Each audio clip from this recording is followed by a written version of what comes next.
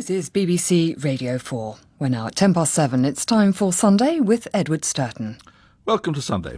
More than 30,000 Muslims are gathering in Hampshire this weekend to pledge allegiance to a caliphate. They are pacifists and they believe that Jesus moved to Kashmir and lived to 120. Who exactly are the Ahmadis? More than 30,000 people are gathering in a field in Hampshire this weekend to pledge allegiance to a caliphate. No, Islamic State hasn't infiltrated the home counties.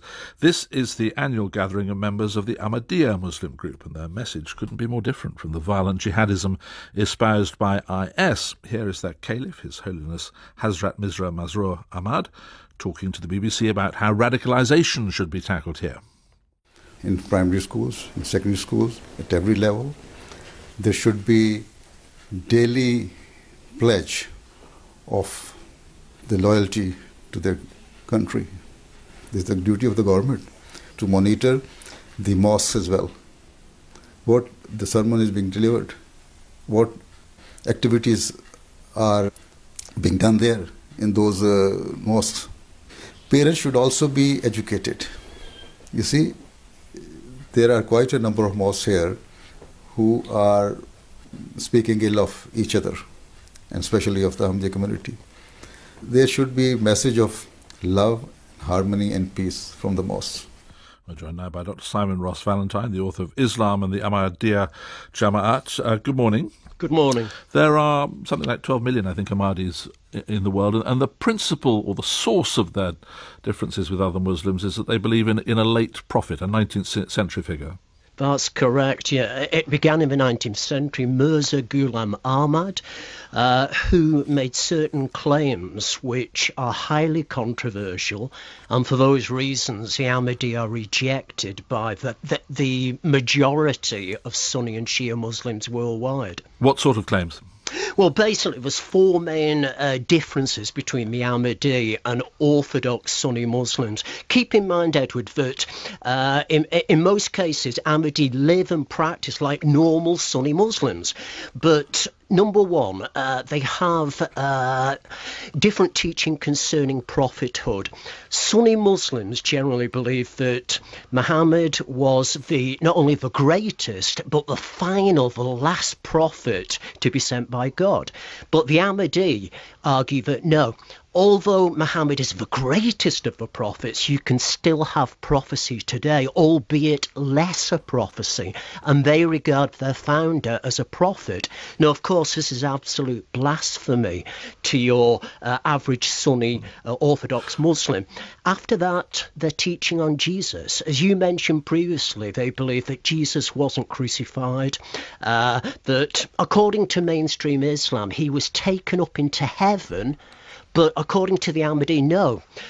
He went on pilgrimage, he went on a preaching tour of Asia and ended up in Srinagar in Kashmir, where he died a ripe old age. Now, of course, your Sunni Muslims regard this as a contradiction of Quranic teaching. And then sorry, yeah, no, I was going to say, what about the question of jihad? Because that's jihad. Yeah, I was just coming to jihad. Basically, in the 19th century, Mirza Ghulam Ahmad taught that violence was rejected. He taught jihad by the pen. Now, of course, your average Muslim at the time thought, oh, he's just a stooge of the British Raj, that the British are using him to divide and weaken Islam. And that view is still held today amongst a billion Muslims worldwide.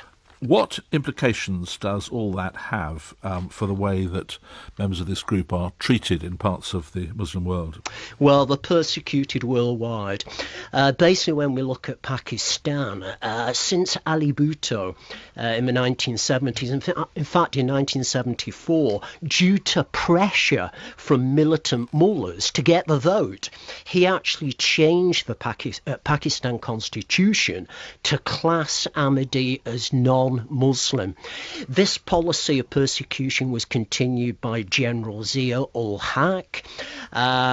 Basically, under the legislation in Pakistan, the Ahmadiyya are treated as second-class citizens. They can't even call their own meeting places mosques. They can't use Arabic phrases and so on writing or whatever. They can't get jobs because basically you have to have higher education or to vote or to get a passport in Pakistan. You've got to declare on oath that you reject Ahmad and you claim that Muhammad is the final prophet. You I think lived with them for a long time in this country, with a group in country in Bradford, is that right? That's right, for almost 2 years, basically participating in every way, living with them, going to the mosque, meeting in the families, learning about them in situ, but also visiting their headquarters in Qadian in India and Rabwa in Pakistan. And what about the way they live here, briefly?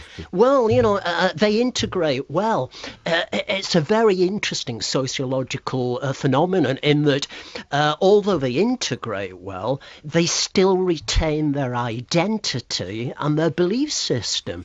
And basically their message of love for all, hate for none.